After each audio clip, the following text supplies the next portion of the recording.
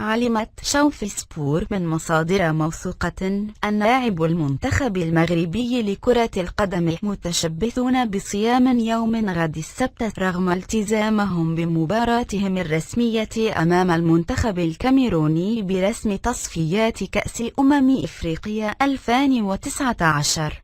وأفادت المصادر نفسها أن أول الحصص التدريبية التي خاضها المنتخب مرت في ظروف جيدة جدا، مشيرة إلى أن هيرفيرونر يحترم قرار اللاعبين بخصوص شهر رمضان ويضع الثقة الكاملة في المجموعة.